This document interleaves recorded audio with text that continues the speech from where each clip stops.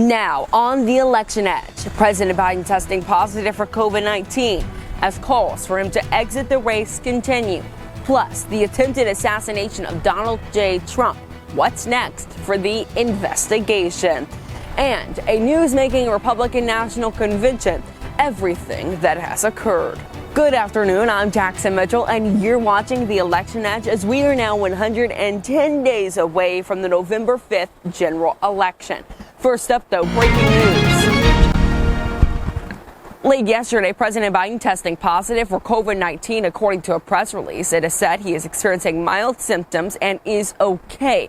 He will be in self-isolation following leaving Las Vegas late yesterday, where he was campaigning. We're going to move on, though, now to Congressman Adam Schiff, a much-liked senator who is currently running for re-election in California.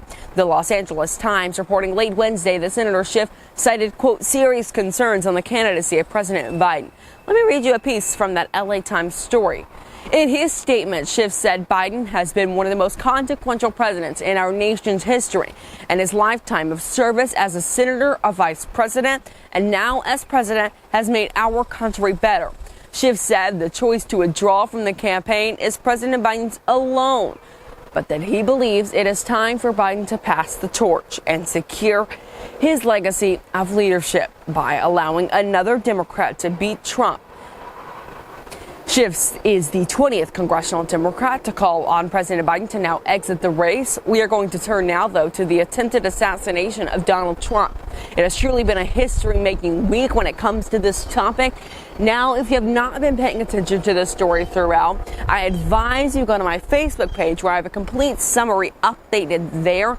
Right now, though, the news being made is what's next for the investigation. If you recall, days ago, reporting suggested that the building the shooter climbed on was assigned to by local police.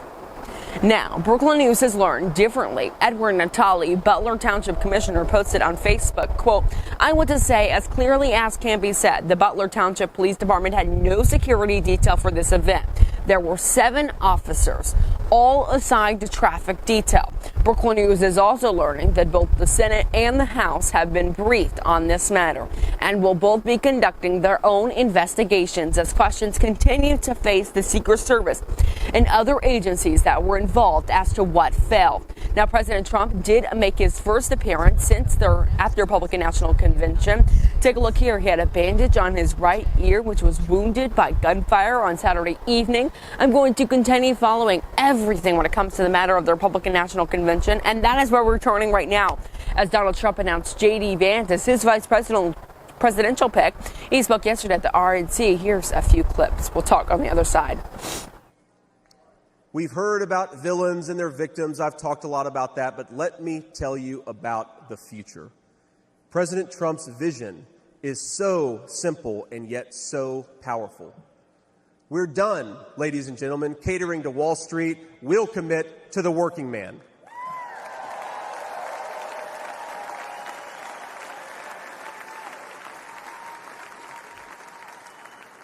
We're done importing foreign labor. We're going to fight for American citizens and their good jobs and their good wages.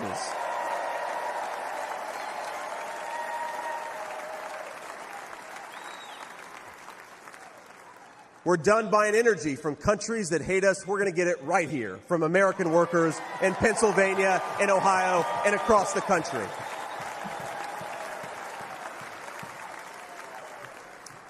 We're done sacrificing supply chains to unlimited global trade, and we're going to stamp more and more products with that beautiful label, Made in the USA.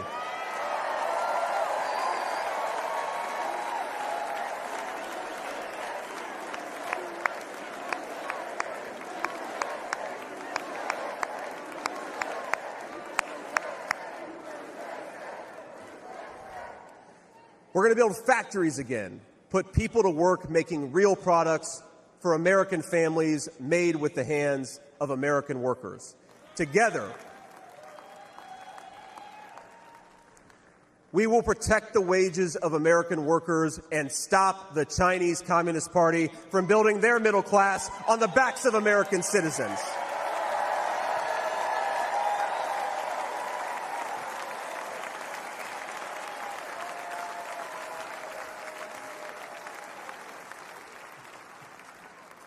Together, we will make sure our allies share in the burden of securing world peace. No more free rides for nations that betray the generosity of the American taxpayer.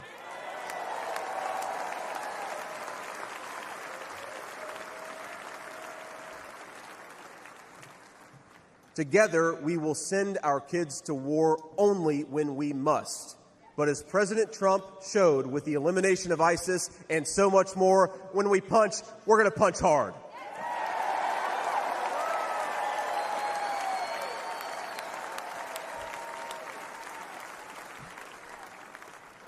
Together, we will put the citizens of America first, whatever the color of their skin. We will, in short, make America great again. Okay, so here is my analyst regarding J.D. Vance. I said we were going to speak on the other side. Here is that now. So, honestly, he was in that speech very defiant. I played that little clip there of him talking about kind of what he plans to do, what the future looks like there. And I looked at it as a kind of this thing that really aligned with what Trump's opinions are. So a candidate that aligns with what Trump's opinions are is needed. Again, you know, you want your vice presidential pick to match what your opinions are, but also a candidate that may bring in votes. Now, where those votes come from, whether they're Ohio, where he represents, the senator from Ohio, don't really know. Now, I also wanted to point out when we talk about Senator J.D. Vance that his political career is pretty new. He's only been in the Senate for now 2 years. He was elected in 2022, so he'll be resigning from that position to serve as Trump's VP throughout this campaign.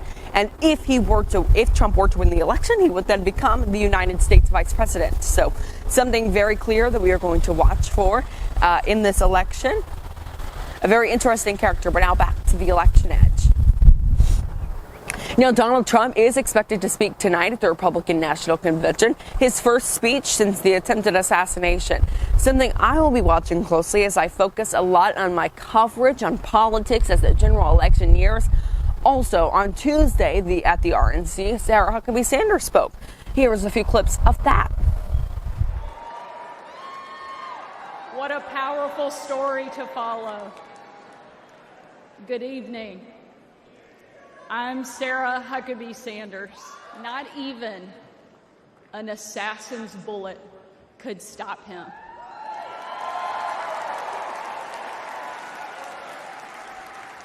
God Almighty intervened because America is one nation under God, and He is certainly not finished with President Trump. A high-stakes and likely historical night in American history as Donald Trump speaks for the first time since the failed assassination attempt. I would like to note that the first campaign event, including both Trump and Vance, will be held on Saturday. But that is going to do it for this edition of the Election Edge. Have a great afternoon. You can always count on Brooklyn News and this show to bring you the latest in political headlines. Now, we are going to be coming every week now until the general election in November, or attempting to do our best in doing so, as we, again, follow really, really closely on this election night in America. It's going to be historic. That is one thing for sure. We have seen so many history-making moments already, and the election hasn't even came yet. We don't know what this is going to look like, but again, we're going to be trying our best to cover this, or I'm going to be trying my best to cover this every week. The election is coming out every week, breaking down your latest political headlines. But for now, have a great day, everyone.